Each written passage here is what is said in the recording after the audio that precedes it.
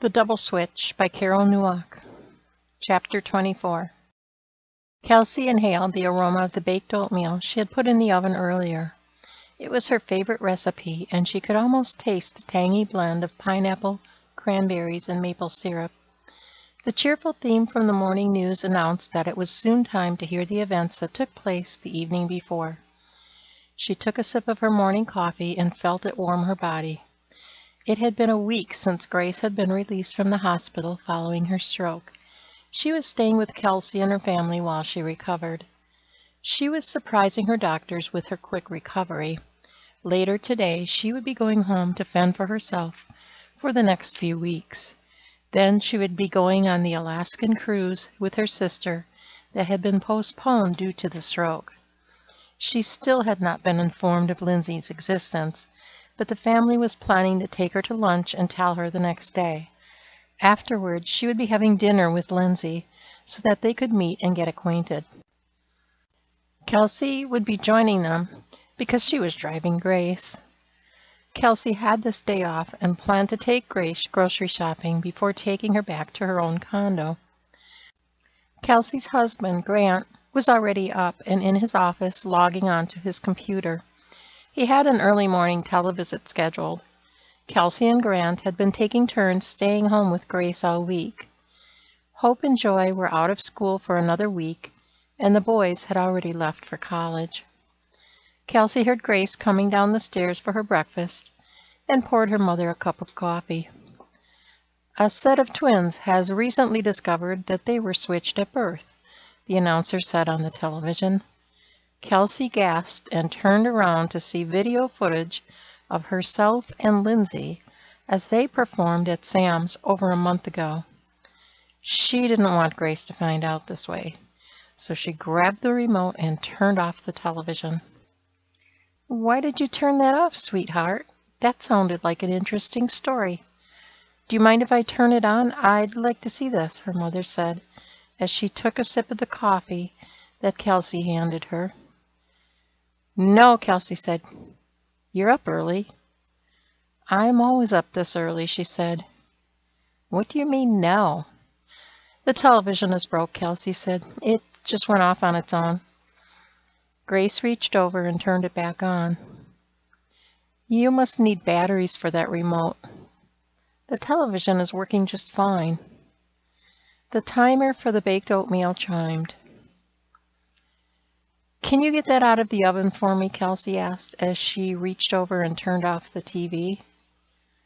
Grace got the breakfast out of the oven and set it on the stove.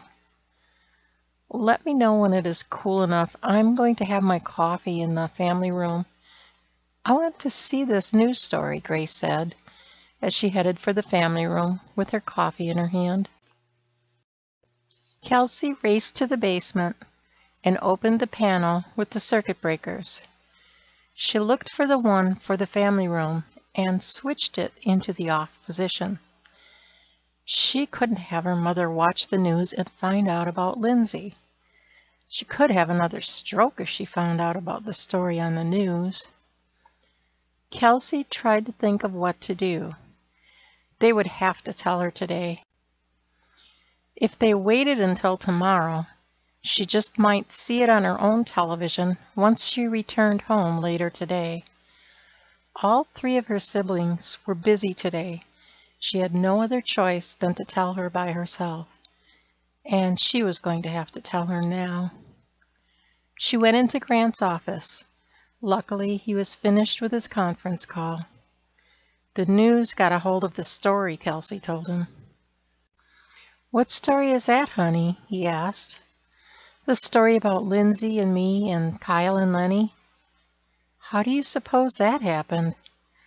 "I don't know, but whoever leaked the story was at the bonfire. They just showed a video of Lindsay and I performing there." "Kelsey, honey," Grace called from the family room, "I think the electricity went out in the family room. The television won't go on, and neither will the lights." "I'll be right there, Mom," Kelsey said, as she looked pleadingly at her husband. "Let's go tell her now," Grant said. "It smells as if the oatmeal is almost ready. I haven't had my breakfast yet, and I have 30 minutes before my next online office visit. I went into the kitchen and cut up the breakfast, which looked and tasted more like dessert than breakfast. Grace sat at the table after turning on the kitchen television again. Kelsey turned it off again. Mom, before you watch that story, there is something we want to talk to you about. This sounds serious, Kelsey. What is it? Grace asked. Kelsey's husband served himself a piece of the baked oats and sat down with his coffee. Don't worry, Grace, it's good news, he said as he took a sip. Mom, that story is about us. Us? How can it be about us? Well, you know how much taller Kyle is than the rest of us? Yes, but that doesn't mean that he was switched at birth. That is just plain silly. There is a lady who looks just like me, and she has a twin brother who looks a lot like Kyle. And we were all born at the same hospital on the same day. Somehow she and Kyle were switched, and you came home with him, and she went home with a couple who live on a farm near Eagle River. That can't be true. Have you had a DNA test? Grace asked. Kyle did. It was positive. He is the fraternal twin of a man named Lenny. Have you met these people? Grace asked. Yes, we have met a few times. Lindsay is a wonderful person, and she can't wait to meet you again, Kelsey told her as she poured herself a cup of coffee. Lindsay, that's such a nice name, Grace said. Wait, what do you mean by meet me again? She was staying with me when I got the news about you having a stroke. The woman who raised her died from a stroke many years ago. She was afraid that she wouldn't get to meet you if she didn't go in to talk to you at the hospital, Kelsey told her. That's why your voice didn't sound right. That was Lindsay. The poor dear was crying. She was so afraid of losing you before meeting you. She was a bit overwhelmed. Why have you waited so long to tell me? Grace asked. You were with Aunt Faith when we found out, Kelsey told her.